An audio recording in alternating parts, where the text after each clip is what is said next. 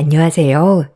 저는 남편과 16년간의 결혼 생활에 종지부를 찍고 2년이 지난 지금 새 인생을 살아가고 있는 40대 후반 여자입니다.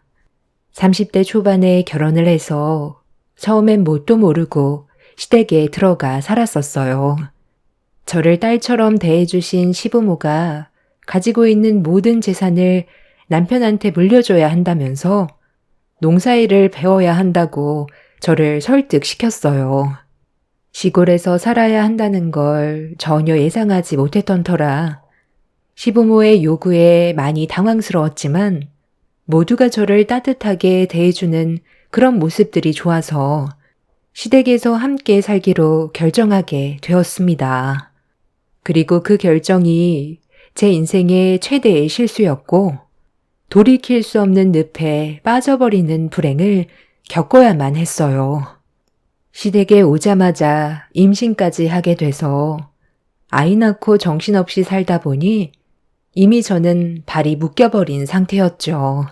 그렇다고 시댁을 뛰쳐나갈 수도 없었던 게 저는 친정이 없어서 나온다 해도 갈 곳이 없었어요.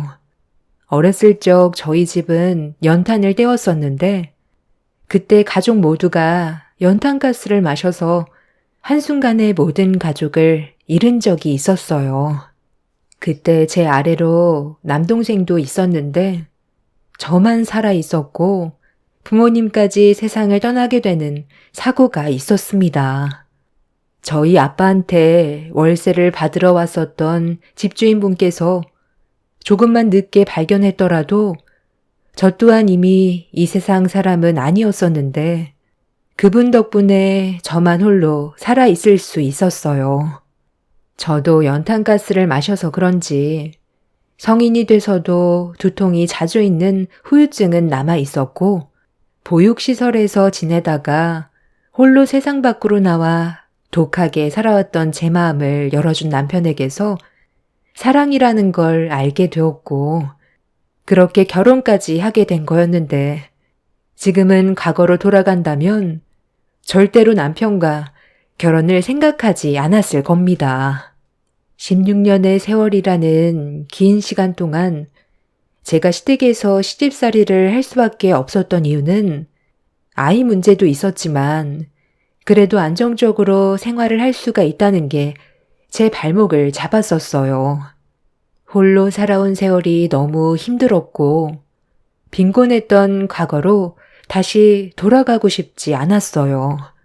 그렇게 미련하게 버텨온 세월이 16년이었지만 그 시간 동안 저도 시부모와 남편에게 받았던 상처들이 너무 컸었기 때문에 혼자 살아갈 수 있는 방법을 찾아야만 했어요. 그렇게 몇 년간 모두가 잠든 늦은 시간 쪼개가며 집에서 할 수 있는 일을 찾아보기 시작했고 컴퓨터로 어느 정도 먹고 살 정도의 수익을 시댁 식구들 몰래 창출하고 있었어요. 저 나름 이혼을 계획하고 있던 거였고 제가 시댁 식구들 몰래 돈을 벌고 있다는 걸 말하고 싶지도 않았어요. 그 사실을 알게 되면 모든 것들을 전부 빼앗기게 될 것 같은 두려움에 최대한 철저하게 숨기면서 준비하고 있었습니다. 그렇게 어느 정도 제가 생각했던 시기가 찾아왔을 때 처음으로 시부모와 남편이 한자리에 모인 상황을 놓치지 않고 이혼하겠다는 말을 꺼내게 되었습니다.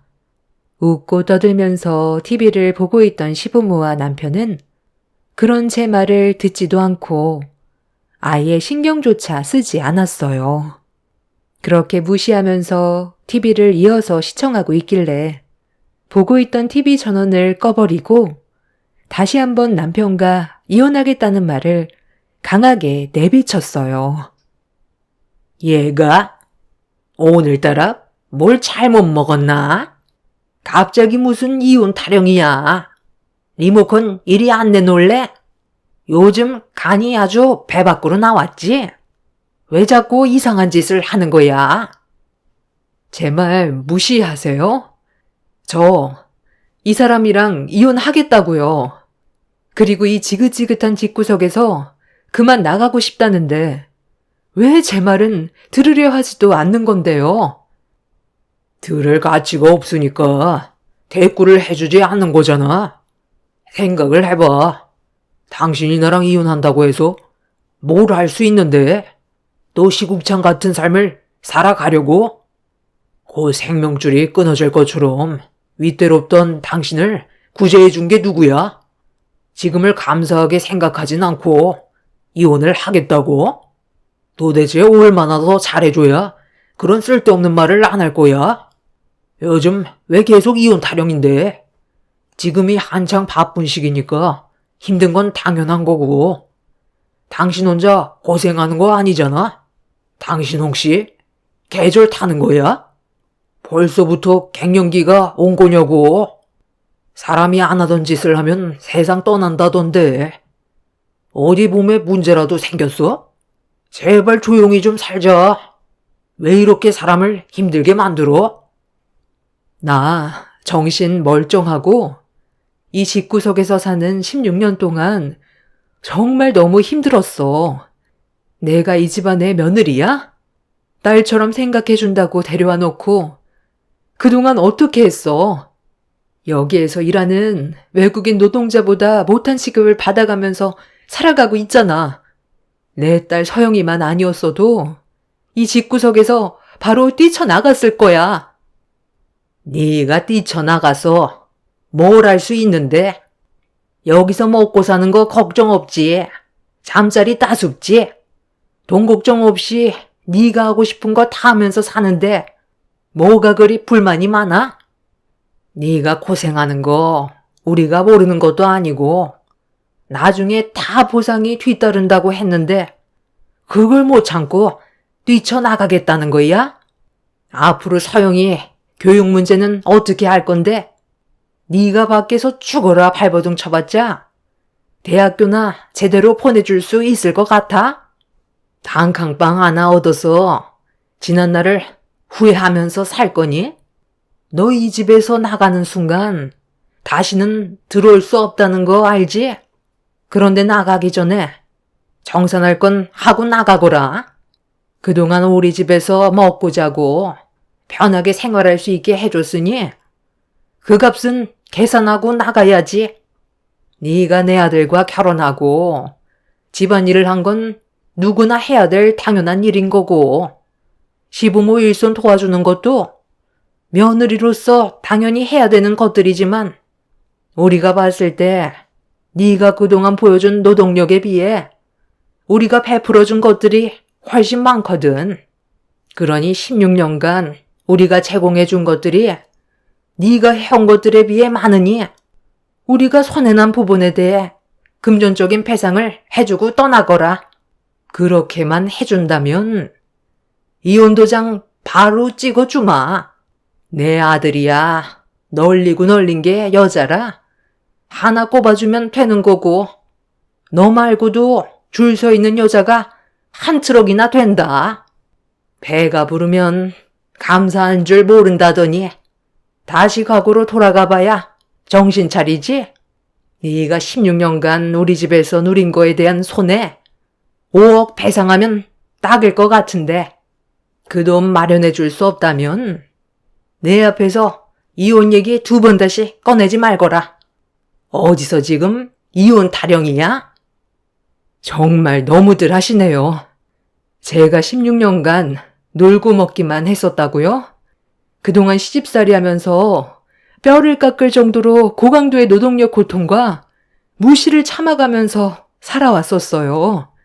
저를 이 집 며느리로 들인 거 무상으로 일해줄 사람을 찾은 거로밖엔 안 보인다고요. 처음에는 딸처럼 대해주겠다고 사탕 발림 엄청 해서 데려오더니 지금 제 꼴을 보세요. 누가 이 모습을 보고 이 집안에 딸처럼 생각하겠어요? 저기 밖에서 쉬지 않고 일하고 있는 저 사람들보다 더 심하다고요. 이혼할 거고 원하는 대로 해주지 않는다면 저는 소송까지 진행할 겁니다. 저도 사람이고 더는 못 참겠어요. 제 딸이 그래도 부족함 없이 살아가는 것 때문에 참고 있었는데 이런 집구석에서 뭘 배우겠어요? 저는 이미 확고하게 마음 먹었고 더 이상은 같이 못 살겠으니까 당신은 여기 이혼 서류에 도장 찍어. 참고 참았던 감정이 터지게 되자 그동안 쌓였던 불만들이 한꺼번에 쏟아져 나왔어요.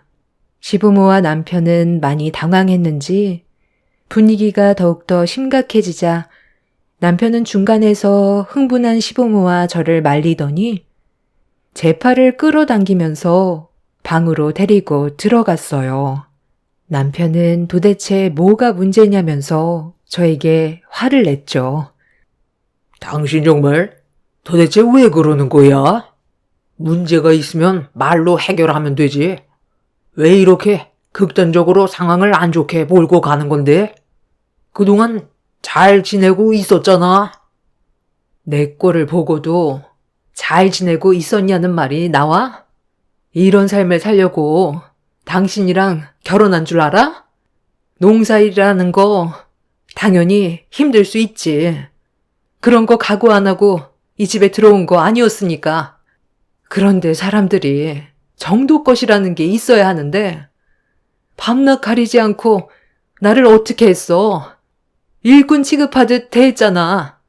그렇다고 당신이 옆에서 도와주기라도 했어?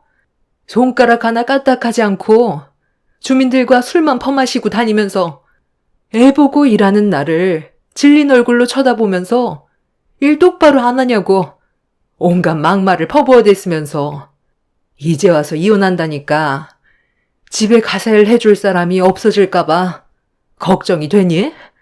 다음날 해야 될 일들을 미리 준비해야 되는데 노동자들 시키면 야간 수당 붙으니까 나한테 일을 시켜야 하는데 이혼하자고 하니까 손해를 봐야 되는 것들이 많다고 느껴져서 이혼을 거절하는 거야?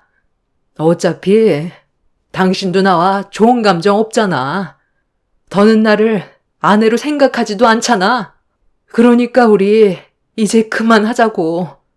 16년이면 정말 할 만큼 했어. 이혼하고 새삼 살아갈 거야. 어머님 말로는 당신이랑 결혼할 여자 내 뒤에 한 트럭 줄 서 있다는데 그중 하나 골라 잡으면 되겠네. 오히려 당신은 좋은 거잖아. 남편은 할 말을 잃은 듯 더는 말을 이어나가지 못하고 있었어요. 그동안 참을 만큼 참았었고 제 감정 헤아려주지 않은 남편과 더는 함께 하고 싶지 않았습니다. 그날 시댁 집안에 폭풍이 휘몰아쳤고 서로가 가진 불만들이 한꺼번에 쏟아져 나와 동이 틀 때까지 언성을 높이며 싸움이 이어졌어요. 결국 그날이요. 저는 제 딸을 데리고 시댁을 뛰쳐나갔습니다. 남편과 시부모는 제가 원하는 이혼은 절대 해주지 않을 거라면서 끝까지 소리쳤지만 법적으로 이 문제를 해결하기 위해 변호사에게 자문을 구했고 결국 이혼 소송으로까지 이어졌습니다. 변호사는 충분한 이혼 사유에 해당이 된다면서 이혼 위자료까지 청구할 수 있다며 긍정적으로 상황을 풀어나가 주었고 그렇게 16년 동안 시댁에서 시집살이 하던 저는 시댁과 완전히 분가를 할 수가 있었습니다. 남편과 이혼 소송으로 위자료까지 받을 수 있었고 꽤 오랜 시간 법적 다툼이 있었지만 그래도 이혼하길 잘했다고 생각했었어요. 더는 시댁에서 시집살이 하지 않는 것만도 저에게는 너무 큰 행복이었어요. 그리고 이런 상황들을 제 딸도 어느 정도 커서 그런지 충분히 이해를 해 주었습니다. 16년의 시집살이에 비해 위자료는 만족할 정도로 받을 순 없었지만 그래도 더 이상의 스트레스를 받지 않아도 된다는 거에 만족하고 있었어요. 저는 그렇게 딸과 함께 지낼 수 있는 투룸으로 이사를 갔고 앞서 설명드렸지만 컴퓨터 일로 어느 정도 수익을 만들어내고 있었기 때문에 더는 눈치 안 보고 본격적으로 그 일에 매진을 할 수 있었습니다. 온라인 위탁 판매로 벌어들이는 수익이 많은 건 아니었지만 저와 적성에 잘 맞아서 즐겁게 일을 할 수가 있었어요. 과거를 되돌아봤을 때 시댁에선 온갖 잡일을 제가 다 하고 손이 갈라질 정도로 험한 일을 많이 했었는데도 좋은 말 한 번 듣지 못했었는데 제가 하는 일은 열심히 일한 만큼 그에 따른 보상을 받을 수가 있어서 선택하길 잘했다 생각했었습니다. 남편과 이혼할 당시 시부모는 저에게 분명 후회할 거라면서 가난에 찌들어봐야 과거의 삶이 얼마나 행복했었는지 깨닫게 될 거라며 막말을 퍼부었지만 아무리 먹고 살기 힘들어도 그 인간들이 제 눈에 안 보인다는 것만도 저는 이미 모든 걸 이룬 상태였어요. 입에 풀칠을 한다 해도 현재의 삶에 만족하면서 충분히 살아갈 수가 있었습니다. 그렇게 제 딸과 함께 열심히 살아갔고 제가 하는 일도 좋은 결과를 가져와서 눈에 띄게 좋은 수익을 만들어갈 수가 있었어요. 만약 과거에 신세 한탄만 하면서 살아가기만 했다면 지금의 결과는 없었겠지만 시댁에 있을 때 아무것도 가지지 않은 제가 그 집에서 뛰쳐나와 살고자 하는 욕망이 너무 강했고 실행을 옮겼기 때문에 먹고 살 방법을 미리 찾을 수 있었다는 게 정말 잘한 결정이었던 것 같았습니다. 그렇게 한 2년 정도의 시간이 흐르고 안정적인 생활에 접어들 때쯤 버스 타고 학교에 등교하는 제 딸이 너무 고생을 하는 것 같아 학교 근처에 있는 아파트를 알아보기 시작했고 제 딸과 함께 살아갈 좋은 아파트를 분양받을 수 있었습니다. 그렇게 계획된 일정에 정신없이 이사 준비를 하고 새 아파트에 들어갔는데 현관문 앞에 미리 이삿짐을 옮기고 있었던 분들이 당황한 얼굴로 들어가지 못하고 있길래 무슨 일이냐며 가서 확인을 했는데 거실 중앙에 충격적인 광경이 펼쳐져 있었습니다. 이미 법적으로 아무 관계도 아닌 전 시부모가 저희 집에 짐까지 풀어놓고 중국 음식을 시켜 먹고 있었어요. 전혀 상상하지 못했던 상황이라 당황한 저는 뭐 하는 짓이냐고 당장 나가라고 집안에 들여놓은 짐을 밖으로 내던지려는데 짐을 밖으로 던지지 못하게 온몸으로 막아서더니 갑자기 저에게 용서를 구하기 시작했어요. 상황 파악이 전혀 안 되던 저는 그 인간들을 받아줄 마음이 없어서 당장 나가라며 경찰에 신고하겠다고 했는데 돈 많고 잘 먹고 잘 살 것 같았던 그 집안 사람들이 불과 2년 만에 땡전 한 푼 남아있지 않은 상태로 길거리에 나앉았다는 충격적인 말을 듣게 되었습니다. 그날도 역시나 다방에서 일하던 그 여자와 결혼을 허락해주지 않는다면 뛰쳐나가겠다고 하길래 어쩔 수 없이 그 모습 더 이상 보고 싶지 않아서 결혼을 허락해줬는데 내 아들이 그때부터 집안 재산을 하나둘 건드는 것 같더라고. 그래서 느낌이 별로 좋지 않아. 내 아들 명의로 돌려줬던 재산들을 내가 직접 관리해 주려고 아들을 따로 불러 내 명의로 다시 돌려놓는 게 어떻겠냐고 했는데 이미 아들 명의로 되어 있던 재산을 그 다방 여자에게 전부 다 이전시켜 놓았다는 충격적인 말을 꺼내 놓더라고. 그래서 한바탕 난리가 났었는데 다방 여자인 그 불려우가 재산 하나 가지고 있지 않으면 자기를 우습게 볼 것 같아 내 아들이 가지고 있는 재산의 명의를 자기 걸로 변경해달라고 살살 꼬드겼던 걸 뒤늦게 알게 된 거야. 아들 재산이라 자의적으로 넘겨준 거라 법적으로 해결하기에도 힘들 것 같다고 하길래 최대한 좋게 설득해서 제자리로 돌려놓으려 했지만 이미 그 다방 여자에게 푹 빠져서는 헤어나오지 못한 그놈이 자기가 가지고 있는 모든 걸 전부 넘겨주면서 농사일에도 완전 손 떼고 놀러만 다니더라고. 너는 그렇게 하지 않았었는데 사람 하나 바뀌었다고 집안이 무너져 내리는 걸 보니 내 속이 말이 아니었다. 그런데 어느 날 여행을 다녀온다고 그 불려우랑 나가고 나서 연락 한 통 없더니 몇 달 뒤에 그 여시한테 전화가 왔더라고.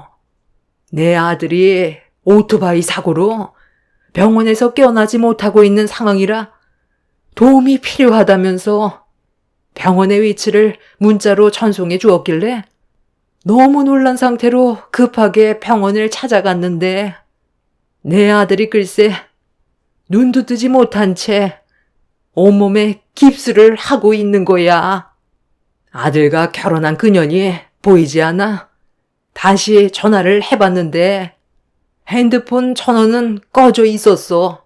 그리고 그날 집을 비웠을 때 집안에 있던 돈 될 만한 물건들은 전부 도둑 맞았고 그녀는 경찰에 신고를 했지만 지금까지 잡히지 않고 있는 중이다.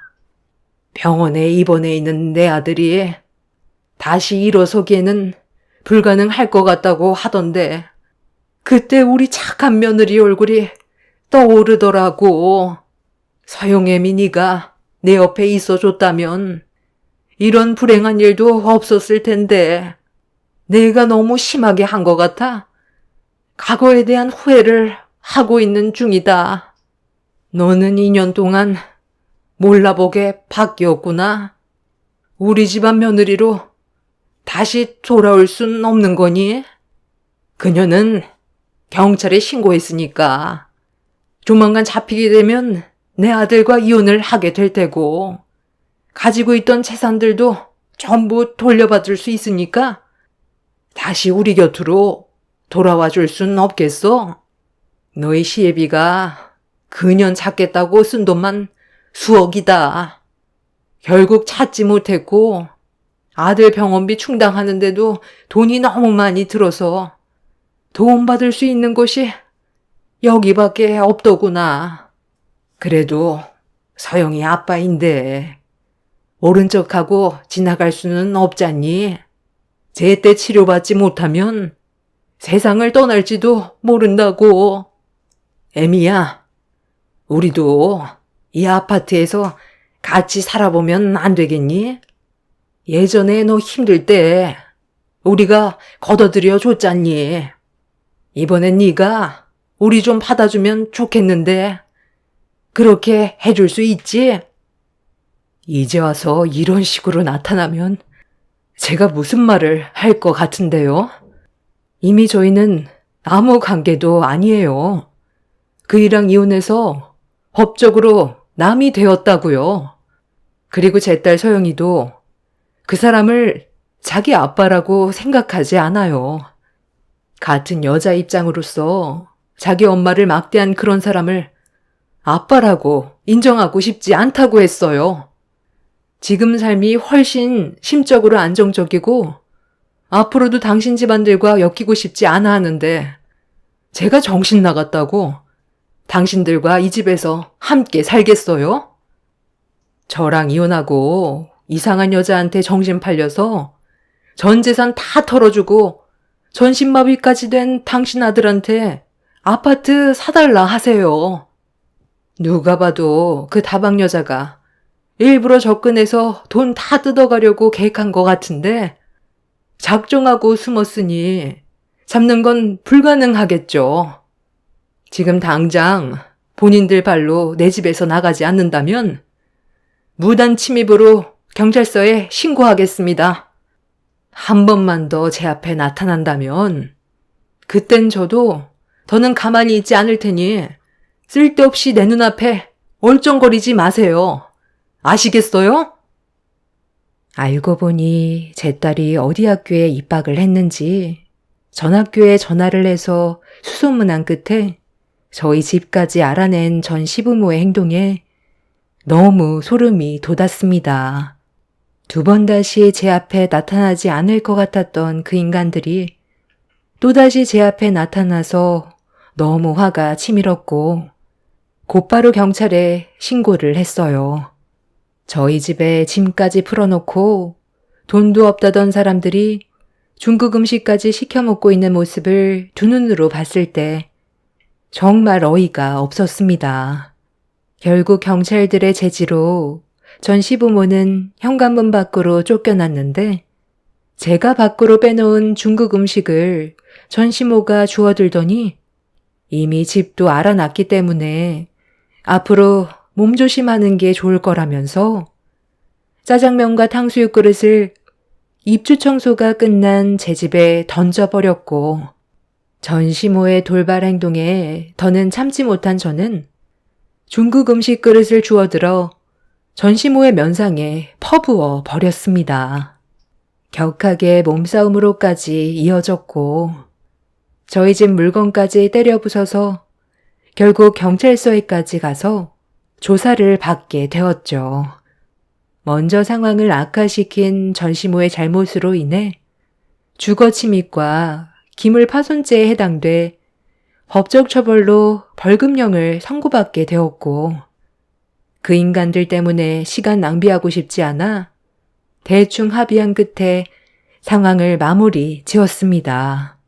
그리고 그날 이후 접근 금지 신청을 해놓았지만 지긋지긋한 악연을 끊어내지 못한 현실에 너무 화가 많이 치밀어 오르네요. 그래도 저는 저희 집 앞에 얼씬거리지 않곤 있지만 혹시라도 저 몰래 다른 계획을 세우고 있을까봐 그게 좀 불안합니다. 이제야 그 인간들한테 벗어난 것 같았는데 또다시 엮이게 되니 너무 머리가 복잡하고 앞으로 어떻게 해야 할지 고민이 많습니다. 이제 막 이사 왔는데 또 다른 곳으로 이사하는 것도 어려운 상황이라 경찰분들의 도움을 받는 게 최선의 방법 같긴 하지만 그것도 100% 믿음을 가지고 신뢰를 할 수가 없어서 많이 답답하네요. 얼마 전에 병원에 잠깐 들린 적이 있었어요. 전 남편이 어떤 몰골로 병실에 누워있는지 확인해 보고 싶었거든요. 그런데 전 시모가 말한 대로 손가락 하나 까딱하지 않고 천장만 바라보며 누워 있더라고요. 자기 아들이 어떤 상황인지 확인해 보라고 문자로 어디에 입원했는지 알려줬었는데 그 모습을 보니 참 안타까웠습니다.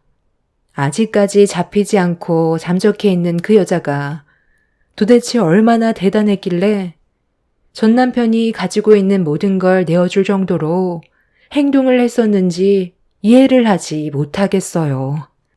저와 결혼 생활할 때는 여자 취급도 해주지 않고 쳐다만 봐도 경기를 일으키던 그 사람이 그 여자에게는 간이며 쓸개며 다 빼줬다는데 너무 한심해 보였습니다. 본처를 내치고 새 여자를 들였을 때 신중하지 못한 결과가 어떤 상황을 초래하게 됐는지 전 남편은 병실 천장만 바라보면서 후회하고 있겠죠. 전 시부모는 아직까지 그 다방 여자를 찾기 위해 전국을 떠돌아다니고 있다고 합니다. 작정하고 숨었는데 어떻게 찾을 수 있겠어요. 그 집안 사람들이 무너지는 모습을 보고 있는데도 제 마음이 후련하지는 않네요. 뭔가 저에게 피해가 올 것만 같은 불안함 때문에 그러는 것 같습니다. 앞으로 조심하면서 상황을 지켜봐야 할 것 같아요. 어제 저녁에 제 딸에게 다시 이사 가는 거에 대해 물어봤는데 자기는 상관없다고 하네요.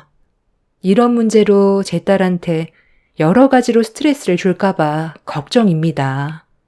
두 전 시부모가 다시 찾아오기 전에 제가 먼저 움직이는 게 좋겠죠? 두 번 다시 마주치고 싶지 않은데 방법을 혹시 알고 계시면 많은 의견 부탁드리겠습니다. 제 사연 끝까지 들어주셔서 감사합니다. 안녕하세요. 저는 40대 여자입니다. 사람이 살면서 환경에 따라 변할 수도 있지만 태어날 때부터 이미 어느 정도 사람의 본성이 정해진다는 건 부정할 수 없는 사실인 것 같습니다. 제가 최근에 겪었던 상황을 직접 두 눈으로 보게 되면서 많은 걸 느낄 수가 있었고 고민 끝에 내린 결정을 후회하지는 않습니다. 문제가 시작된 건 제 아이와 같은 또래인 형님의 아이가 같은 학교를 다니게 되면서부터 마찰이 생기기 시작하더니 결국 엄청난 사건이 터져 버렸습니다. 제 딸이 다니고 있는 학교로 형님의 아이가 전학을 왔어요. 아주버님의 회사 문제로 겸사겸사 전학을 오게 된 거였는데 제 딸과 같은 반으로 배정을 받았습니다. 여기까지는 크게 신경 쓰지 않았던 게 가족들과 함께 지내면 서로 의지하고 좋은 관계를 유지할 수 있을 줄 알았거든요. 그런데 그건 잘못된 생각이었다는 걸 시간이 지나고 알게 되었습니다. 처음에는 같은 고등학교를 다니면서 잘 지내고 있는 모습을 보여줬어요. 제 딸도 사촌과 같은 반에 배정돼서 서로 의지하고 좋은 점이 많다며 1학년 생활을 잘할 수 있을 것 같다는 말을 했었습니다. 형님과 저와의 사이가 나쁜 것도 아니라서 아이들도 잘 지낼 수 있을 줄 알았는데 시간이 지나면서 제 딸의 얼굴 표정이 안 좋아졌고 얼굴에 근심이 한가득이더라고요. 처음에는 말을 잘 안 하려고 해서 답답했는데 나중에 학교에 생활을 하는데 문제가 생겼다는 걸 저에게 전부 털어놓게 되었고 이 일로 인해 가족 간의 분열까지 생기게 되었습니다. 어느 날 제 딸이 집에 울면서 들어왔어요. 그 모습을 보게 된 저는 너무 놀라 방으로 들어가는 딸의 뒤를 따라 들어간 뒤 감정을 추스르지 못하는 딸을 진정시키면서 무슨 일이 있었는지 물어보게 되었습니다. 한참 동안 말을 하지 않으려 했던 제 딸의 입에서 나온 한마디는 형님의 딸이 다른 아이들과 어울려서 제 아이를 따돌린다는 거였어요. 처음에는 잘 지내는 것 같더니 갑자기 따돌림을 당하고 있다는 말을 들었을 땐 가슴이 철렁 내려앉았죠. 언제부터였냐고 물어보자 꽤 시간이 지났었는데 잘 지내보려고 노력했었지만 쉽지 않았는지 그동안 힘들었다는 말을 꺼냈어요. 그래서 가족끼리 따돌린다는 건 있을 수 없는 일이라 저는 곧장 형님한테 전화를 걸었습니다. 그리고 이 문제에 대해서 진지하게 대화를 이어나갔어요. 그런데 수화기를 통해 들린 형님의 말은 저에게 충격을 안겨주었네요. 애들이 놀다 보면 그럴 수도 있는 거지. 별것도 아닌 일로 전화해서 뭐 어쩌자는 거야? 동서는 내가 내 딸을 주의시켰으면 좋겠어? 그걸 원하는 거야? 형님, 학교 생활이 얼마나 중요한지 알잖아요. 어린애들도 아니고 한창 예민한 나이인 거 모르는 것도 아니면서 어떻게 그런 식으로 말하세요? 우리가 남도 아니고 가족이잖아요. 같은 반으로 배정을 받았으면 서로 의지하면서 잘 지내면 되는 건데 반에서 에리가 주동해서 재은이를 따돌렸다는데 어떻게 아무렇지도 않게 반응을 할 수가 있는 거예요? 제가 직접 에리랑 통화하고 싶은데요. 바꿔줄 수 있죠? 잘못된 걸 바로 잡아줘야 나중에 이런 일이 없을 것 같아서요. 학창 시절 때 받았던 상처가 평생 간다는데 서로 웃으면서 좋게 학교 생활 마무리하면 좋잖아요. 바꿔주기 싫으면 형님이 말 좀 잘해주세요. 동서는 지금 나한테 무슨 말을 듣고 싶은 거야? 내 입에서 미안하다는 말이 듣고 싶어? 내 딸 주의시키고 앞으로 서로 잘 지낼 수 있게 나보고 교육하라는 걸로 들리는데 내가 왜 그렇게 해야 되냐니까? 에리 말로는 걔가 따돌림 당할 짓을 한다더만. 재은이가 반에서 1등이라며? 그래서 애들 무시하고 엄청 잘난 척 한다던데? 공부 잘하는 애들 특징 있잖아. 자기가 남들보다 우월하게 생각해서 말도 섞지 않으려 하고 꼴에 반해서 회장이라고 애들을 지적하려 들면 누가 좋은 시선으로 바라보겠어. 당연히 자연스럽게 불만이 따라오게 되는 거잖아. 공부 좀 한다고 남을 무시하는 그런 버릇, 그것부터 고쳐야 할 것 같은데? 제가 학교 생활에 대해 물어보니까 에리가 질이 안 좋은 애들과 어울려서 걱정이 되니까 염려되는 마음에 그런 애들과 어울리는 거 조심하라고 했다던데요. 남도 아니고 사촌끼리 안 좋은 애들과 어울리면 당연히 걱정되는 말을 해줄 수 있는 거죠. 계속 이런 식으로 상황을 안 좋게 만들면 같은 반에서 생활하기가 힘들지도 몰라요. 어머머, 그 말 뜻은 지금 내 딸을 전학시키기라도 하겠다는 거야? 동서가 별것도 아닌 일을 부풀려서 상황을 더 안 좋게 만들고 있다는 건 생각 안 해봤어? 나랑 동서가 안 좋은 감정으로 이어지면 애들한테도 영향이 간다는 거 모르는 거 아닐 텐데 쓸데없는 일로 괜히 상황만 악화시키지 말고 동서애나 똑바로 교육시켜. 제가 생각했던 거와 다르게 형님은 상당히 예민하게 반응을 했어요. 전화 통화를 하는 동안 저도 기분이 안 좋아졌고 차라리 얼굴을 대면하고 상황을 풀어나가는 게 좋을 것 같아 돌아오는 주말에 시댁 모임이 있었는데 그때 다시 한번 대화를 해보는 걸로 결정을 하게 되었습니다. 그렇게 가족 모두가 시댁에 모였을 때 필요한 말은 해야 될 것 같아 전화통화로 했던 말을 다시 한번 이어갔어요. 형님은 과일을 먹다 말고 포크를 테이블 위에 던지더니 저에게 화를 냈습니다. 동서, 지금 뭐 하자는 거야? 저번에 전화로 얘기 끝냈으면 됐지. 왜 어머님 댁에 와서까지 그 말을 꺼내는 건데? 좋은 분위기 다 망칠 작정이야? 형님, 제 딸 재은이가 요즘 이 문제로 스트레스를 많이 받았는지 잠도 제대로 못 자고 있어요. 우리가 남도 아니고 가족이잖아요. 서로 좋게 지낼 수 있는 건데 따돌리는 건 나중에 심각한 문제로까지 이어진다는 거 모르지 않잖아요. 그때 통화했을 때 갑자기 끊어서 해결된 건 아무것도 없었잖아요. 에리 너는 우리 재은이를 따돌려야 되겠어? 남도 아니고 가족인데 서로 의지하면서 잘 지내면 얼마나 좋니? 그게 힘든 일도 아니잖아. 그리고 질이 안 좋은 애들과 어울린다며? 제가 누구랑 어울리던 그건 제 자유 아니에요? 그런 것까지 제가 왜 일일이 감시를 받아야 되는 건데요? 한두 살 먹은 나이도 아니고 저도 다 분간할 줄 알아요. 저와 함께 어울리는 애들 겉으로만 센 척하는 거지 다른 애들과 다를 바 없다고요.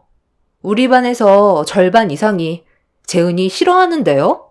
자기가 선생도 아니면서 꼴에 학급 회장이랍시고 애들 통제나 하려 들고 공부 잘하는 애들끼리만 어울려 다니는데 그 꼴이 다른 친구들 보기에 얼마나 재수없는지 아세요? 에리 너 지금 어른한테 말버릇이 그게 뭐야? 네가 질이 안 좋은 애들과 어울리니까 걱정돼서 얘기한 거라는데 이런 식으로 어른 말에 말대답하고 상황을 악화시켜서 네가 얻어가는 게 뭔데? 걔들이 앞으로 네가 살아가는 데 있어서 도움을 준다고 생각하니?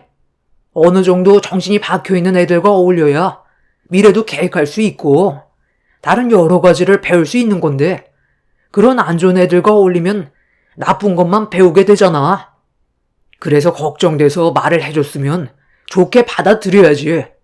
반에서 네가 중심으로 재은이를 따돌리면 앞으로 어떻게 얼굴 보며 지낼 건데? 너희들은 다른 애들과 다르게 평생 얼굴 보며 살아야 되는데 벌써부터 이런 식으로 안 좋은 감정을 만들게 되면 나중엔 서로 등 돌리고 살게 되는 거라고. 지금은 뒤에서 받쳐주는 부모가 있으니까 걱정이 없겠지만 나중에 너희들끼리 남았을 때 누구 하나 어려운 상황이 생기면 도움을 주고받아야 되는데 이런 식으로 분열이 생기면 서로 돕고 살지도 못한다. 그리고 형수님도 너무 애만 감싸고 돌지 마세요. 재은애미 너는 지금 내 앞에서 뭐 하자는 거니? 이런 얘긴 나로 풀어야 되는 거 아니야? 애리가 얼마나 당황스럽겠어? 네 애만 잘났니? 가족이면 생활 전체를 감시해도 된다는 거야? 애들이 성향이 같은 것도 아니고 서로 어울리고 노는 부류가 다른 건데 애리가 친하게 생각하고 있는 애들한테 질이 안 좋다면서 그만 어울리라고 하면 얘 입장에서는 얼마나 난처하겠어. 다른 반도 아니고 같은 반인데 친하게 지내다가 갑자기 등 돌리면 앞으로 얘 학교 생활을 어떻게 책임질 건데? 너희들이 같은 반이라도 서로 그냥 모른 척 하면서 지내라. 할미가 봤을 때 그게 제일 현명한 방법이야. 어차피 각자 인생 알아서들 사는 건데 이런 식으로 상황을 심각하게 만들 바엔 서로 투명인간 취급하면서 지내면 얼굴 붉힐 일도 없고 이런 문제도 안 생기게 될 거다. 어차피 2학년 올라가면 다른 반 될 수 있는 확률이 더 크잖니? 1년 금방 가니까 더 이상 이 문제로 가족들 간 분열 만들지 말고 다시는 내 앞에서 학교 문제 입 밖으로 꺼내지 말거라. 시어머니는 화가 많이 났는지 가족들에게 한마디씩 했지만 잘못의 원인이 제 딸과 저에게 있다는 말로 마무리 지었습니다. 그런 시모의 말에 너무 어이가 없었고 기분이 상당히 안 좋았어요. 형님네가 되려 잘하고 있다면서 두둔해 주는데 그 모습이 저에게는 너무 서운하게 다가왔습니다.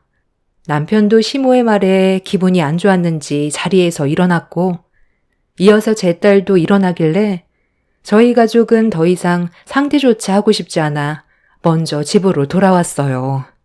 그렇게 안 좋은 감정이 오고 간 이후부터 제 딸은 학교 내에서 형님 딸과 서로 아는 척 하지 않고 지내게 되었고 상황은 점점 더 안 좋게 흘러가는 것 같았습니다. 반에서 어느 정도 힘이 있는 애들이 한 명을 따돌리게 되면 따돌림 당하는 애의 편을 들어주거나 어울리게 되면 같은 입장이 될까봐 두려워서 제 딸과 점점 어울리지 않는다는 말을 제 딸과 친한 친구에게 연락이 와서 알게 되었습니다. 학교 생활 잘하고 있던 제 딸이 형님의 딸 때문에 학업에 집중도 못하고 어려움을 겪게 되자 더 이상은 좋게 넘어갈 수는 없었어요. 그래서 불시에 학교에 찾아가 어떤 상황인지 살펴보고 선생님과도 상담 좀 해보려고 학교로 가게 되었습니다. 그렇게 제 딸의 반에 도착해 교실란을 살펴봤는데 자리에 없는 것 같아 반에서 나오는 아이한테 물어보니 교무실에 갔다는 말을 하더군요.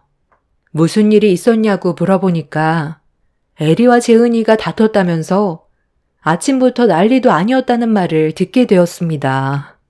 너무 놀란 저는 급하게 교무실 문을 열고 들어갔는데 눈앞에 보이는 충격적인 광경에 입을 다물지 못했고 무릎 꿇고 있는 제 딸을 서둘러 일으켜 세운 뒤 교무실이 떠나갈 정도로 화를 냈습니다. 어머님, 지금 재은이한테 뭐 하는 짓이에요? 무릎까지 꿇어야 할 정도로 잘못한 게 있었나요? 삿대질을 받아야 할 정도로 죄를 지었냐고 물어보잖아요. 동서, 지금 어머님한테 무슨 말버릇이야? 혼낼 짓을 했으니까 무릎 꿇고 있는 거잖아. 아주 성격이 고약해서. 내 딸 얼굴 좀 보라고. 손바닥 자국 안 보여? 얘가 보면 본데 없이 큰 지애미 판박이야. 어쩜 성격이 이리도 똑같냐?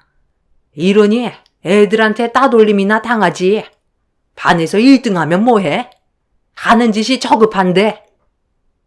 에리가 먼저 시작한 거라고요.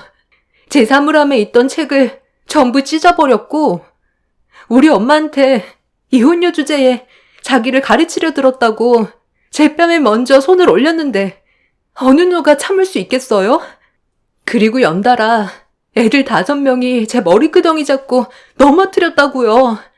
저는 조용하게 학교 생활하고 싶었는데 에리가 저와 엄마가 지금의 아빠가 새아빠라고 놀리면서 아빠 보고 애 딸린 여자랑 결혼했다며 친구들 앞에서 우리 가족 욕을 하는데 화가 안 나겠어요? 저도 정말 참을 만큼 참았다가 터진 건데 에리가 맞을 짓을 먼저 한 거라고요. 얘가 7시간 동안 무릎 꿇고 있었는데도 아직까지 정신을 못 차렸나 보네. 저기요, 담임 선생님이 공부 좀 잘한다고 해서 감싸고 도니까 이런 문제가 생기잖아요. 잘못을 했으면 매질도 해야 되는 건데 요즘 애들 말로만 하니까 선생을 무시하는 거라고요. 이런 집안과 결혼시킨 내가 잘못이지. 비 한 방울 안 섞인 네가 무슨 가족이야? 시모는 갑자기 제 딸에게 달려들더니 버릇없이 대들었다고 손을 올려 뺨을 내리쳤어요. 순식간에 일어난 상황이라 말리기도 전에 시모의 손이 날라왔어요. 교무실에 울린 뺨 맞는 소리에 저는 경악을 했고 이성을 잃어버린 저는 시모의 뺨에 똑같이 손을 올렸어요. 형님은 저와 제 딸이 시댁의 중간에 끼어들어서 이런 사태가 벌어진 거라며 저에게 달려들어 머리채를 잡았고 시모는 감히 자기 얼굴에 손을 올렸다고 미치광이처럼 날뛰면서 제가 왜 이혼을 했는지 알 것 같다며 남편과 갈라서라는 말과 함께 형님과 힘을 합쳐서 제 머리채를 잡아 사정없이 흔들어댔어요. 남편을 진심으로 사랑했었지만 저에겐 딸이 있어서 재혼에 대한 고민은 안 할 수 없었는데 남편은 제 딸을 친딸처럼 대해주었고 충분한 시간을 두고 제 딸에게 천천히 다가와 주었어요. 그렇게 몇 년의 시간이 흐르고 제 딸이 지금의 남편을 새아빠로 받아들일 준비가 돼서 결혼까지 할 수는 있었지만 아무래도 남편은 초혼인데 저는 애 딸린 이혼녀라 시댁 집안에서 좋아하지는 않았습니다. 그래도 남편이 오랜 시간 설득해준 덕에 결혼을 허락받을 수 있었지만 항상 저와 제 딸에게 향한 불만들을 가지고 있었어요. 피 한 방울 섞이지 않아서 그런지 항상 형님 딸의 편에서만 얘기를 들어주었지 제 딸의 편은 단 한 번도 들어주지 않았습니다. 발은 안으로 굽는다는 거 그때만이 느끼고 있었는데 이번에 형님 애와 제 딸이 서로 마찰이 있었을 때 시모가 학교에까지 찾아와 제 딸에게 막말을 퍼붓고 7시간 동안 무릎 꿇게 했다는 거에 억장이 무너졌어요. 담임 선생님도 저에게 연락을 취하려 했지만 시모가 시댁 집안의 어른으로서 모든 걸 알아서 처리하겠다며 저에게 연락하는 순간 더 크게 난리칠 거라는 말에 난처해서 아무것도 하지 못하고 재은이에게 달려드는 시모의 행동을 최대한 제지할 수밖에 없었다고 하는데 그 말을 들었을 때 우라통이 터지더라고요. 만약 제가 자진해서 학교에 오지 않았다면 제 딸은 잘못도 없는데도 계속해서 무릎 꿇린 채 벌을 받고 있어야 했었을 겁니다. 제 딸의 얼굴에 손을 올린 행동에 대해 절대로 용서를 할 수 없었던 저는 양손으로 형님과 시모의 머리채를 잡아 둘의 머리를 사정없이 충돌시켜 버렸어요. 쿵 하는 소리와 함께 부딪히는 순간 시모와 형님은 제 머리를 잡고 있던 손을 놓더니 본인들의 이마를 만지면서 고통스러운 듯 교무실을 굴러다녔습니다. 저는 그 사이 제 딸을 데리고 교무실 밖으로 나가려는데 뒤에서 시모가 달려와 제 딸의 머리끄덩이를 잡았고 저는 시모와 제 딸을 떨어뜨리기 위해 안간힘을 쓰며 담임 선생님한테 경찰에 신고해달라고 도움을 요청하고 있었는데 그 순간 교무실 문이 활짝 열렸고 눈앞에 학교가 떠나갈 정도로 학교장님이 시모를 향해 그만하라고 소리를 지르더니 제 딸의 얼굴을 보자마자 시모의 뺨에 손을 올렸어요. 지금 학교에서 뭐 하는 짓입니까? 당장 그 손 놓지 못해요? 얘 재훈아, 괜찮니? 얼굴 좀 보자. 누가 얼굴을 이 지경으로 만들어놨어? 당신이야? 4반 유 선생님, 이 지경까지 방관하고 뭐 하는 겁니까? 연수가 잡혀있는 날에는 학교에 문제가 생기면 안 된다고 누누이 얘기했었잖아요. 그런데 이게 지금 어떻게 된 상황이에요? 그게요. 교장 선생님, 죄송합니다. 저도 제 선에서 최대한 해결 보려 했는데 상황이 갑자기 심각해져서 저도 수습을 하기가 어려웠어요. 오면서 어떤 상황인지 대충 들었습니다. 이런 일이 있을까봐 내가 미리 애들한테 말을 해놓으라고 했던 건데, 그래야 애들이 더 함부로 대하지 않았을 거 아닙니까? 재은이도 조용히 다니고 싶어서 그랬던 거 아시잖아요. 저희도 이런 상황까지 오게 될 줄 몰랐어요.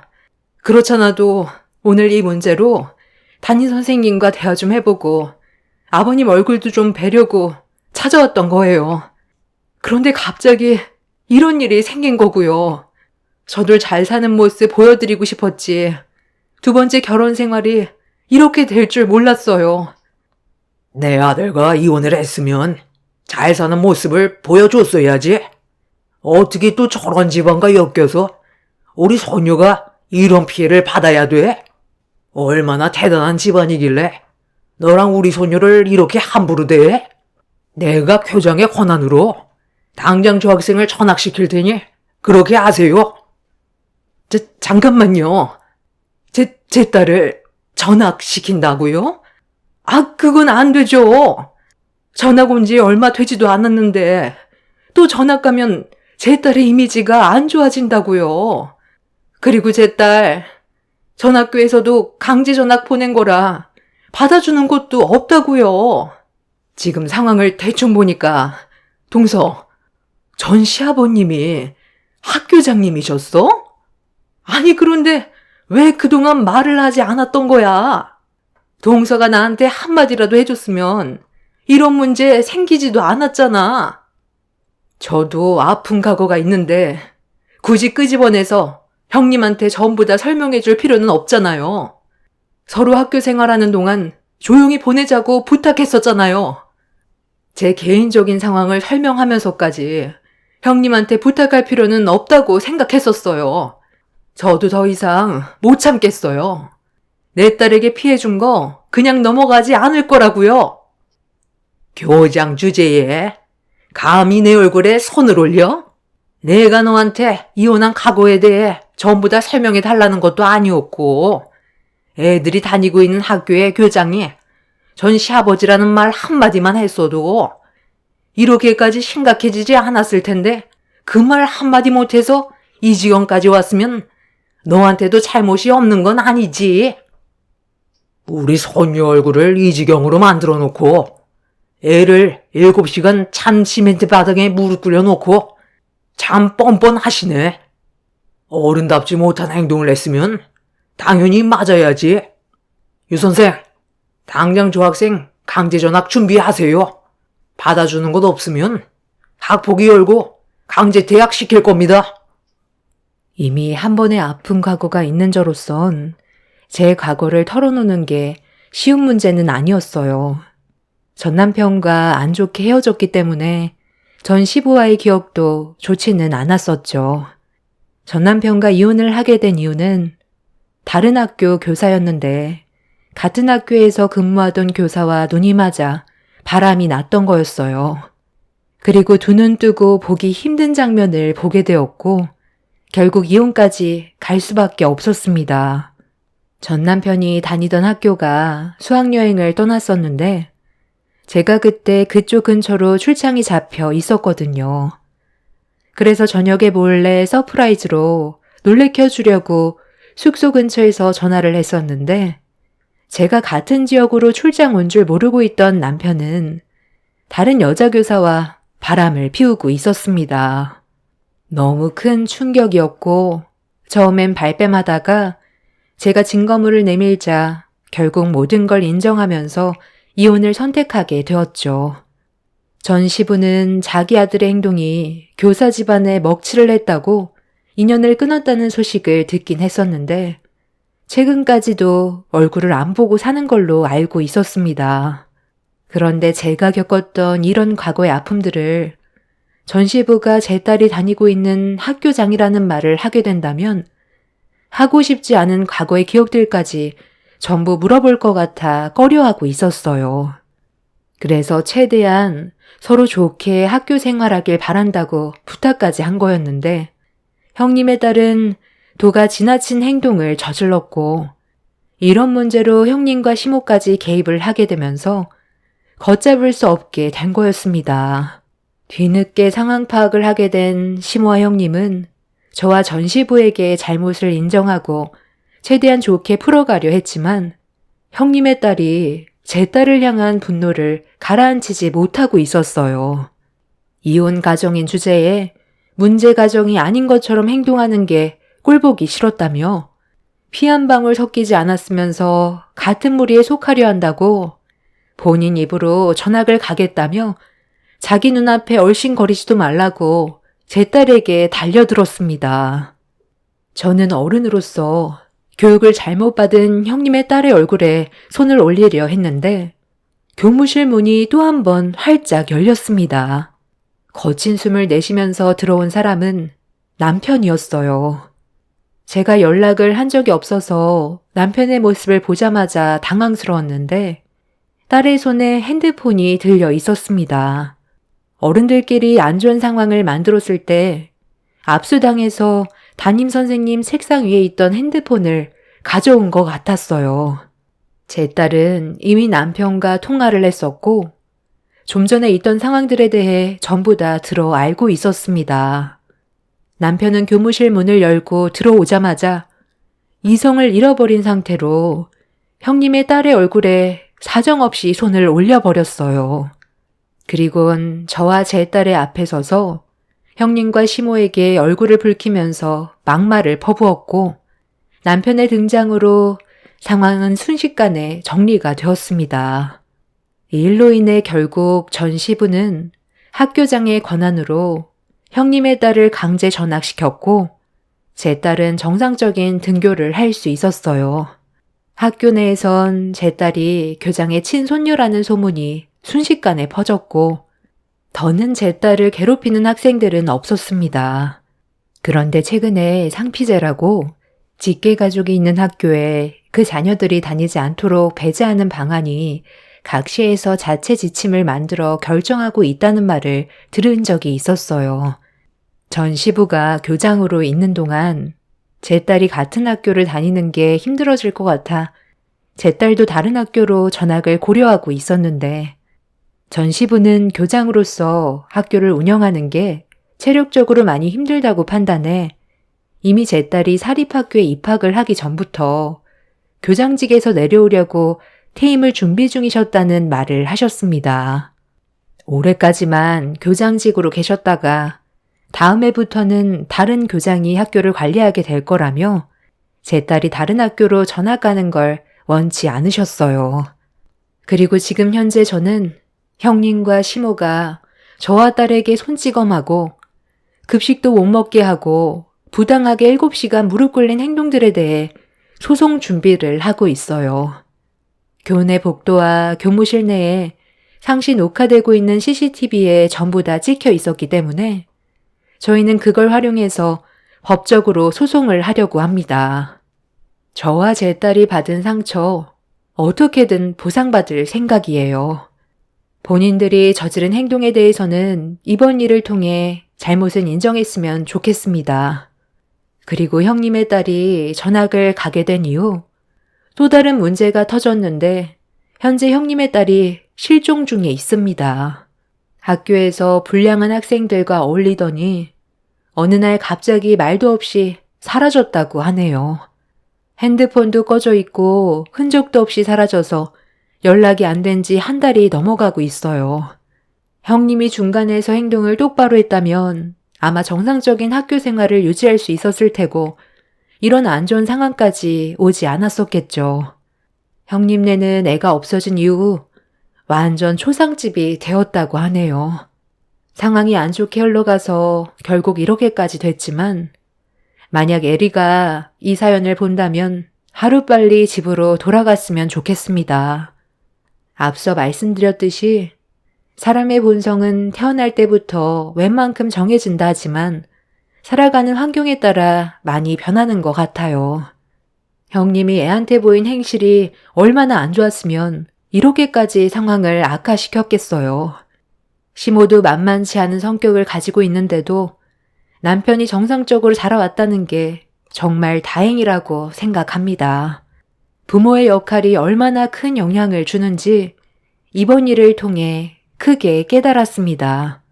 살다 보니 별일 다 겪게 되네요. 제 사연 들어주신 분들 감사합니다. 안녕하세요. 저는 동탄에 살고 있는 40대 초반 여자입니다. 3달 전에 시동생의 예식이 있었어요. 그리고 그날 상상하지 못했던 엄청난 일이 눈앞에 펼쳐졌고 결국 돌이킬 수 없는 결과로까지 이어지게 되었습니다. 시동생의 직업은 치과 의사로 시댁 집안의 자랑이에요. 어디를 가던 시모는 시동생 자랑만 하고 다닙니다. 반대로 남편은 파이프 가공 공장에서 일을 하고 있어서 기름 냄새 난다며 항상 창피하게 생각하셨습니다.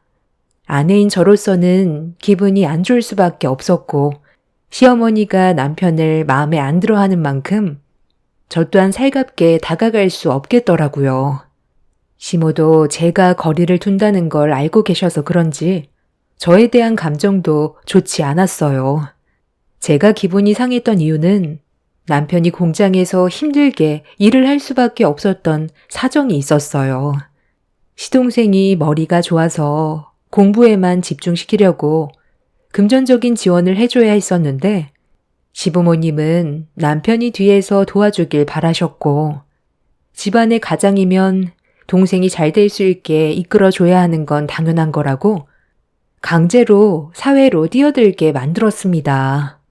그때 당시 남편도 꿈이 있었고 대학교에 입학도 하고 싶어 했지만 시부모님은 남편한테 들어가는 돈이 아깝다고 생각하셨어요.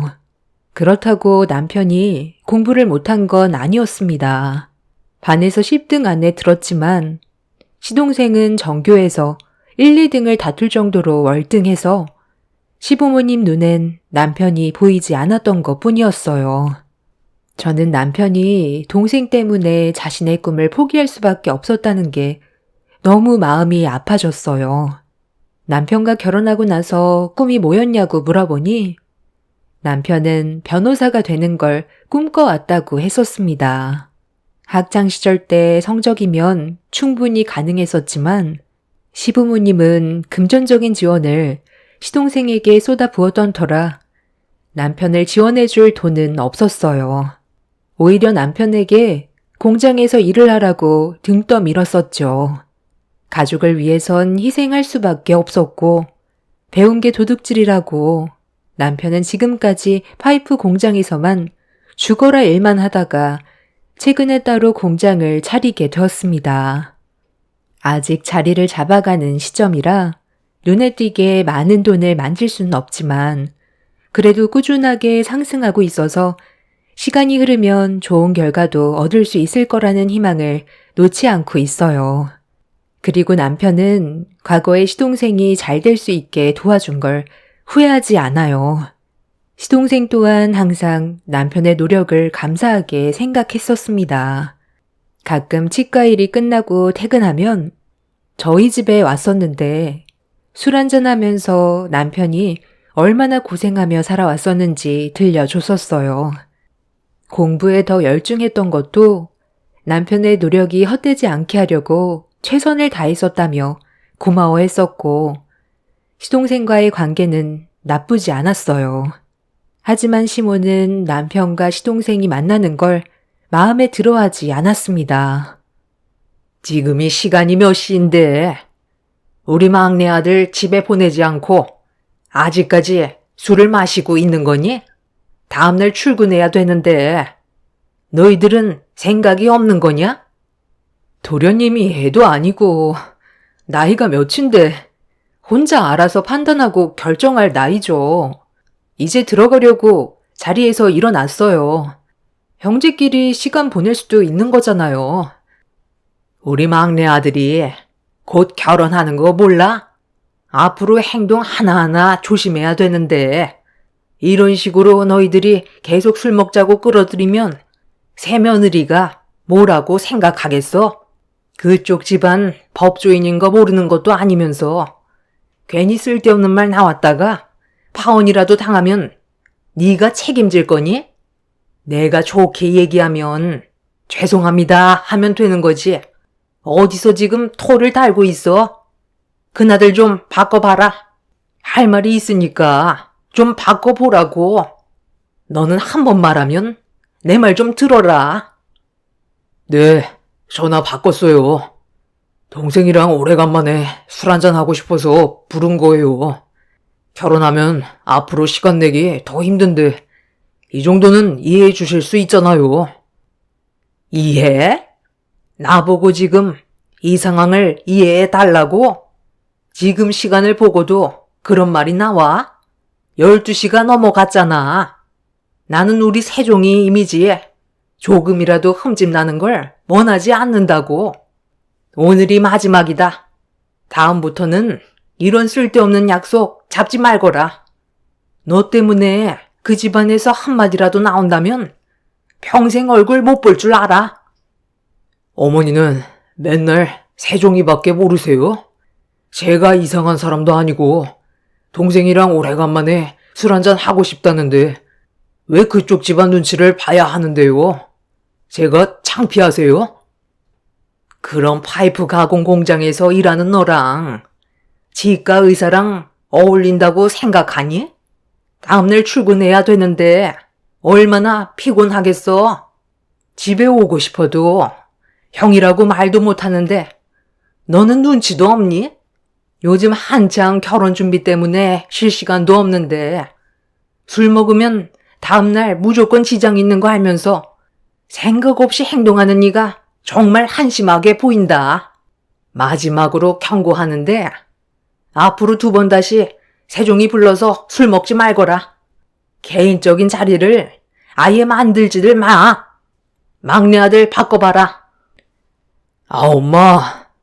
제가 아까도 좀 늦을 거라고 했었잖아요. 엄마한테 형 집에 간다고 하면 가지 말라고 하도 난리칠까봐 일부러 말 안 하고 있었어요. 이렇게까지 안 해도 되잖아요. 그리고 다음날 일에 지장이 생길 정도로 술도 마시지 않았어요. 제가 이렇게 성공할 수 있었던 이유가 형이 희생해서 얻어낸 결과잖아요. 그래서 그동안 정말 고마웠다는 말도 좀 하고 싶어서 형이랑 형수 얼굴 보러 온 거예요. 엄마 아들 문제 없으니까 너무 예민하게 그러지 마세요. 엄마는 형이 그동안 얼마나 힘들었는지 옆에서 전부 지켜봤으면서 이제 목표 달성했으니까 필요 없다는 거예요, 뭐예요? 엄마가 형한테 따뜻한 말 한마디 해주면 좀 좋아요? 원래 장남은 다 그런 거야. 가족을 위해 희생하는 그런 삶이 당연한 건데 무슨 따뜻한 말이 필요하니? 엄마가 알아서 다 할 테니까 너는 결혼 준비에나 신경 써라. 이득되는 게 뭐가 있다고. 공장 기름 냄새 나는 거기에 가서 시간을 뺏기니? 엄마는 너 하나만 있으면 된다. 너희 형한테는 기대할 게 하나도 없다. 시동생은 시모의 말을 더 이상 듣고 싶지 않았는지 먼저 전화를 끊어버렸어요. 남편과 저는 시모가 뱉은 상처되는 말들이 너무 가슴 아프게 다가왔었습니다.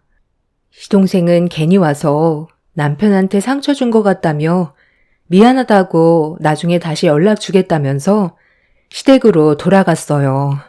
그날 남편은 술을 상당히 많이 마셨고 그동안의 고생을 알아주지 않는 시모에게 많이 서운했는지 결국 술잔에 눈물을 떨어뜨렸습니다.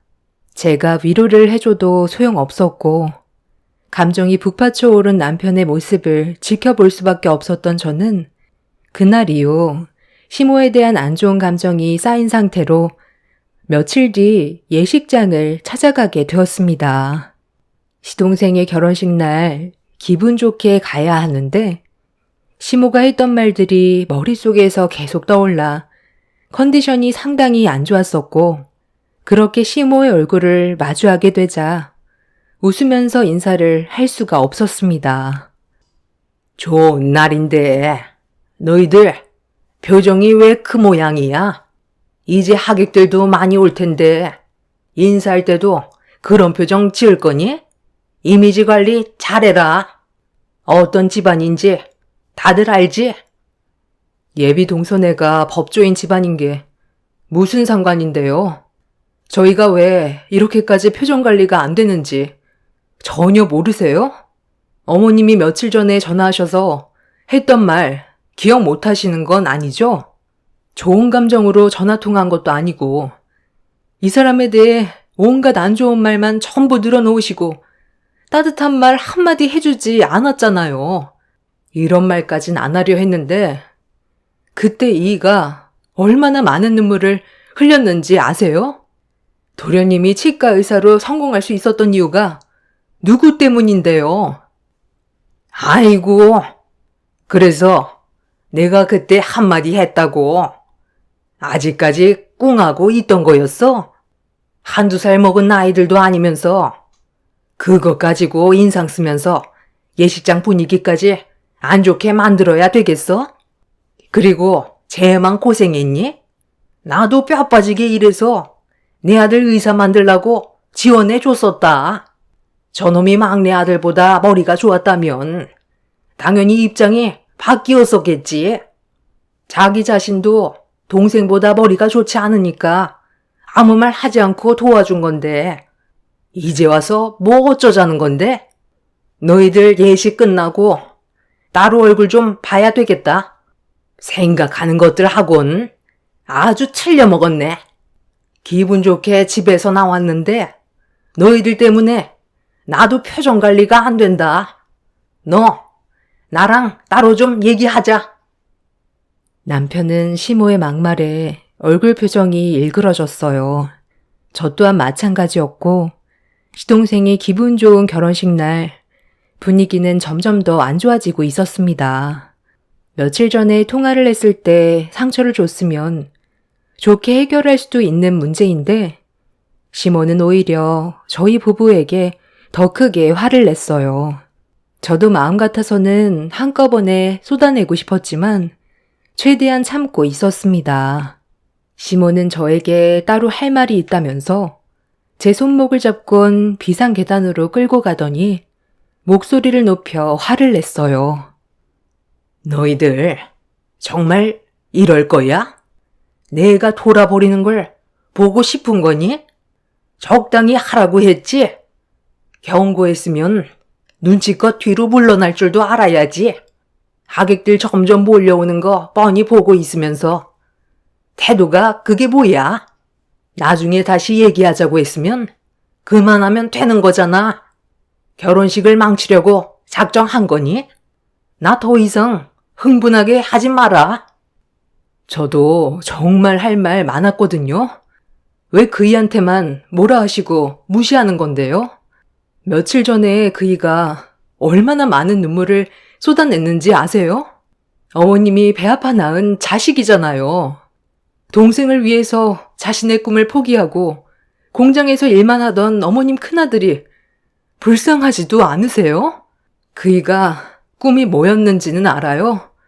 변호사가 꿈이었대요. 그런데 도련님이 좀 더 공부를 잘한다고 해서 어머님은 사람 꿈을 짓밟았잖아요. 제가 그런 말을 들었을 때 얼마나 마음이 아팠겠어요. 펜을 굴려야 되는 사람이 공장에서 파이프 가공 일만 하고 있어요. 그럼 동생을 위해 고생한 만큼 보상은 안 해줘도 따뜻한 말 한마디 해줄 수 있는 건데 전화통화로 온갖 상처되는 말로 평생 씻지 못할 마음의 상처를 남기셨으면 오늘 저희가 왔을 땐 전에 통화할 땐 미안했다는 말 한마디 해줄 수 있는 거고 그 한마디면 충분히 좋게 넘어갈 수 있었어요. 상황을 계속 악화시키는 건 저희가 아니라 어머님이라고요. 오늘은 어떻게든 참고 넘어가겠지만 결혼식 끝나면 두 번 다시 어머님 얼굴 볼 일 없을 거예요. 뭐래도 어차피 욕만 먹는데 뭐하러 이런 관계를 유지해요? 어머님도 그걸 원하는 거 아니에요? 저희가 사라져주면 되는 거잖아요. 결혼식 아무 문제 없이 끝날 거니까 걱정하지 마세요. 저희도 그렇게 생각 없진 않아요. 어머님은 도련님만 있으면 된다고 생각하죠? 그이한테 상처 줬던 거 나중에 100배, 1000배로 돌아갈 거고 그때 돼서 땅을 치고 후회하셔봤자 어머님 곁엔 아무도 없을 거예요. 도련님도 어머님한텐 서운한 게 많던데요. 시모는 제 말이 끝나자마자 손을 높이 치켜 올렸어요. 저는 조금도 무서워하지 않고 시모를 노려봤고 흥분을 했는지 거칠게 숨을 내쉬더니 결혼식이 끝나면 좋게 넘어가지 않을 거라며 먼저 밖으로 나가셨습니다. 시모에게 그동안 쌓였던 말하지 못한 불만들을 한 번에 쏟아내서 그런지 온몸이 떨려왔었어요. 제대로 걸을 수조차 없는 상태라 잠시 숨을 고르며 앞으로 시모와의 관계를 어떻게 처리해 갈지 고민을 하고 있었는데 밖에서 시모의 목소리가 들려오고 있었습니다. 상당히 불쾌한 목소리가 신경 쓰이게 만들었고 또 남편한테 한 소리 하는 것 같아 힘겹게 자리에서 일어나 비상계단 문을 열고 밖으로 나왔는데 눈앞에 펼쳐진 광경은 저를 당황스럽게 만들었어요. 시모가 남편이 아닌 저희 엄마와 대화를 주고받고 있었습니다. 저희 엄마가 시동생이 결혼한다는 건 알고는 있었는데 오실 줄은 몰랐었어요. 그렇다고 예식장 위치를 알려드린 것도 아니었는데 갑자기 나타나셔서 많이 당황스러웠었죠. 시모는 저희 엄마의 모습을 위아래로 훑어보더니 입고 있던 한복은 어디에서 구입한 거냐며 불편한 시선으로 바라봤습니다. 엄마는 시장에서 9만 원 주고 대여한 한복이라며 설명을 하셨는데 그 말을 듣자마자 얼굴에 온갖 짜증 섞인 표정으로 자기 아들의 결혼식 날 후줄구레한 한복을 입고 왔다며 시댁 집안 개망신 주러 온 거냐면서 저희 엄마한테 예식장에 발도 들이지 말라는 막말을 퍼부었습니다. 시모의 성격이 고약한 건 충분히 알겠는데 그래도 도련님 결혼 축하해 주러 힘들게 왔으면 좋게 넘어가 줄 수 있는 걸 입고 있는 한복이 마음에 들지 않는다며 저희 엄마를 밀치는 행동은 결국 제 두 눈을 돌게 만들었습니다. 시모가 저희 엄마를 밀치자마자 저도 시모의 어깨를 사정없이 밀쳤어요. 그러자 시모는 저를 바라보면서 정신 나갔냐고 제 얼굴을 향해 사정없이 손을 올려쳤습니다. 엄마는 예식장에 도착하자마자 시모의 생각 없는 행동과 막말에 당황해하고 있었는데 제 얼굴에 손을 올린 행동을 보곤 이성의 끈을 놓아 버리셨어요. 시모의 머리채를 잡아 사정없이 흔들었고 시모도 저희 엄마의 한복을 갈갈이 찢어버리면서 예식이 시작되기도 전에 아수라장이 되어버렸습니다. 저도 엄마 편에 서서 시모에게 달려들었고 하객들이 몰려와 시모와 저희 모녀를 겨우 떨어뜨려 상황을 진정시켰습니다. 뒤이어 달려온 남편은 만신창이가 된 시모와 저희 모녀를 보곤 경악을 했어요. 남편은 예식장이 떠나갈 정도로 뭐 하는 짓이냐고 시모에게 소리를 질렀는데 그 순간 시부가 남편의 얼굴에 뺨을 올려쳤습니다. 예식장이 울릴 정도로 시부의 손바닥이 남편의 뺨을 강타하는 소리는 엄청났고 시부의 한마디에 남편은 두 주먹을 부들부들 떨었어요. 한바탕 난리가 나게 되자 시동생과 예비동선의 가족들도 저희가 있는 곳으로 달려왔고 시동생이 저한테 어떻게 된 일이냐며 남편을 향해 다시 손을 올리려던 시부를 막아서며 화를 냈어요. 도대체 이게 다 뭐하는 짓이에요? 오늘 무슨 날인지 모르는 것도 아니면서 그냥 조용히 넘어갈 순 없었던 거예요? 지금 이 상태로 어떻게 결혼식을 올려요? 이게 우리 탓이야? 저놈이 며느리 하나 잘못 들여서 이런 사태가 벌어졌으니 당연히 잘못한 놈이 맞아야지. 끼리끼리 만난다더니 너희들 때문에 결혼 파투나게 생겼으니 그에 따른 손해배상 너희들이 알아서 보상해라.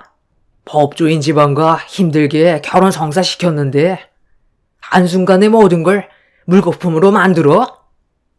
이게 왜 저희 탓인데요?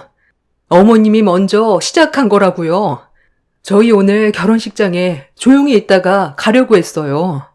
그런데 얼굴 보자마자 막말하더니 저희 엄마한테 9만 원짜리 대여 한복 입고 왔다면서 집안 망신시켰다고 난리를 쳤다고요. 도련님 결혼식 축하해 주려고 먼 길을 오셨는데 이게 맞는 거예요? 이런 은혜도 모르는 썩어 빠진 집구석. 평생 얼굴 안 보고 살면 되잖아. 어차피 저는 내놓은 자식이나 마찬가지인데 더 이상 왕래하며 지낼 필요도 없겠네요. 오늘 있었던 일들 평생 기억하면서 살겠습니다. 나이 들어 병 들어 세상을 떠난다 해도 장례식장에 발도 들이지 않을 거니 그런 줄 아세요? 동생아, 오늘 결혼식 망친 거 정말 미안하다. 남편은 저희 엄마를 부축해드리면서 밖으로 나가자며 그 자리를 피하려 했는데 그 순간 예비 동서가 저희 엄마를 불렀어요. 엄마도 동서의 얼굴을 보더니 결혼식 축하해 주려고 왔는데 갑자기 일이 이상하게 흘러갔다며 난감한 표정으로 예비 동서를 바라보고 있었습니다. 저희 엄마와 예비 동서와의 관계를 가족 전체가 아무도 모르고 있었어요. 알고 보니 엄마는 시동생 결혼식을 온 게 아닌 예비 동서의 초대를 받아 결혼식에 온 거였습니다. 시모는 어떻게 된 상황이냐며 말을 더듬거리면서 식은땀까지 흘렸어요. 예비 동서는 한숨을 쉬면서 입을 열었고 저희는 전혀 예상하지 못했던 엄마와 예비 동서의 사이를 듣게 되었습니다. 어머니, 괜찮으세요? 아니, 어떻게 이런 일이... 어머니께서 5년 전에 제가 일하는 곳에 의뢰인으로 찾아오셨던 적이 있었어요. 그때 사기를 당한 적이 있어서 상담을 받으려고 오셨는데 크게 어려운 사건은 아니라 쉽게 해결을 했었거든요. 어머니께선 사기당한 돈을 돌려받지 못할까봐 잠 한숨 못 자면서 힘들어 하셨던 게 해결이 되니 많이 고마우셨는지 정성이 담긴 도시락을 싸가지고 오셨어요. 그때 당시 제가 일이 바빠 집에 3달 동안 가지 못했었거든요. 그런데 정말 오래간만에 어머니께서 해주신 도시락을 보니 너무 감사했었고 그렇게 식사를 하면서 좋은 대화를 주고받고 있었는데 그때가 점심시간이라 다른 직원들은 식사를 하러 밖으로 나간 상태였고 저와 어머니만 있었던 상황이었어요. 그런데 모자를 푹 눌러 쓴 한 남자가 저희 사무실에 들어오더니 갑자기 흉기를 꺼내들어 저에게 달려들길래 영문도 모른 채 위협을 받았는데 알고 보니 범행을 저지르려 했던 남자는 예전에 제가 담당했던 의뢰인이었어요. 그때 당시 그 의뢰인이 잘못한 거라 결국 패소를 했는데 제가 변호를 못해 법정에서 지게 된 거라며 분노를 품고 있었고 절대 해선 안 될 행동을 저지르려 했었죠. 저는 아무것도 하지 못한 채 몸이 벽돌처럼 굳어 있었는데 한쪽 구석에 웅크리고 있던 어머니께서 제가 다치기라도 할까봐 뒤에서 그 의뢰인을 덮쳤고 몸싸움이 벌어졌었죠. 저도 그때를 놓치지 않고 남자 손에 쥐고 있던 흉기를 쳐낸 뒤 사무실 안에서 한바탕 난리가 났었는데 때마침 직원분들이 오셔서 상황을 마무리 지을 수가 있었어요.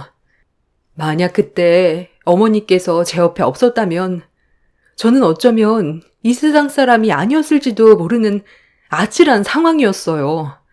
그날 이후로 저는 어머니와 가끔 만나서 식사도 대접해드리고 그때의 고마움을 잊지 않고 지금까지 관계를 지속해오고 있었어요.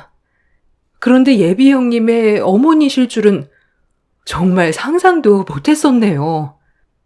변호사였던 예비 동서의 충격적인 말을 듣게 되자 시부모도 많이 당황했는지 그제야 사태의 심각성을 인지했어요.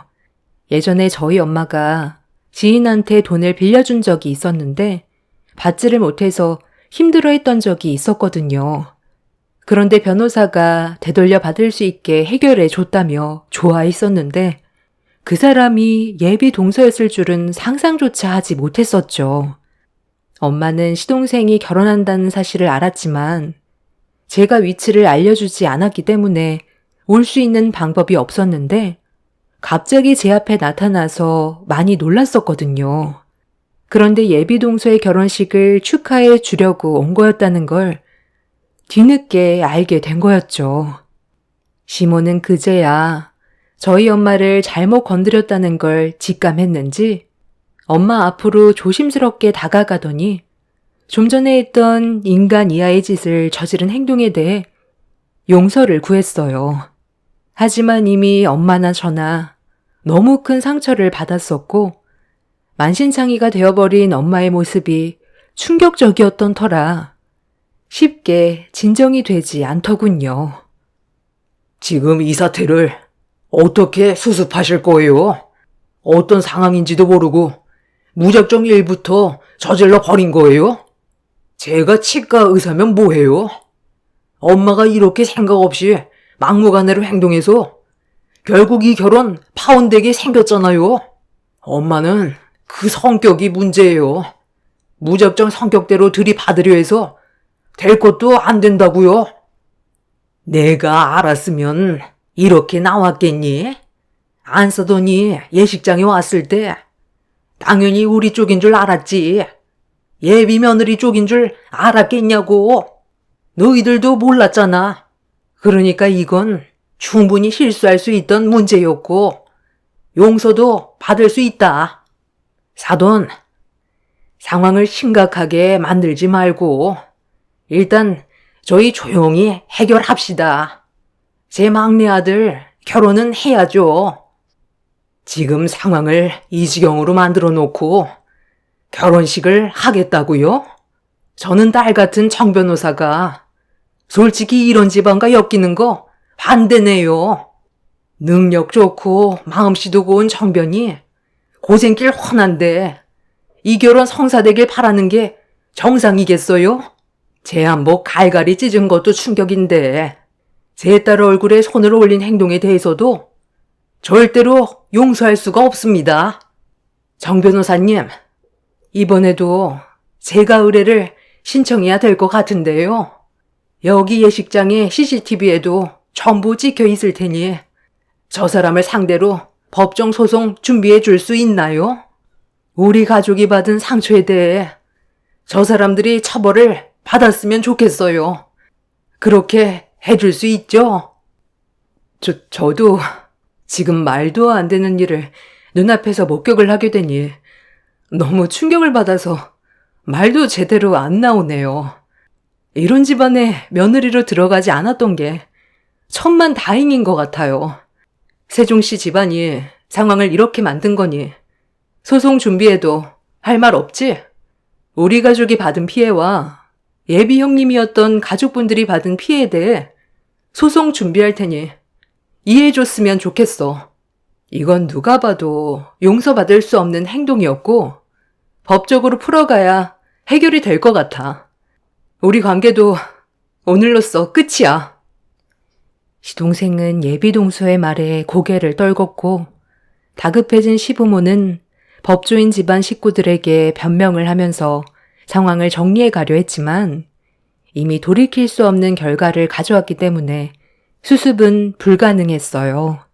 하객들도 시부모의 행동에 많은 실망을 했는지 욕을 퍼부었고 하나둘 예식장을 떠나가게 되었네요. 시부모는 그제야 저와 남편에게도 용서를 구했지만 이번이 기회인 것 같아 단호하게 행동했어요. 저희는 예비동서였던 변호사의 도움을 받아 신체적인 피해와 정신적인 충격에 대한 소송을 제기했고 결국 시부모는 법정에까지 올라서게 되었습니다.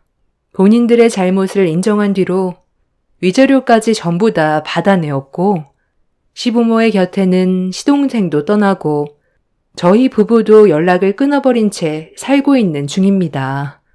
시간이 지나도 용서는 힘들 것 같아요. 이 문제로 시부모는 자기 자식들의 얼굴을 평생 볼 수 없다는 게 불안했는지 시동생의 치과에도 찾아오고 남편의 공장에도 찾아와서 용서를 구하고 있습니다.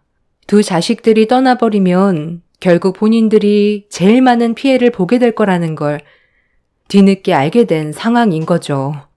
이미 두 형제는 확고하게 결정했고 현재 이사까지 고려하고 있습니다. 자식이 곁에 있을 때 잘하라는 말이 있잖아요.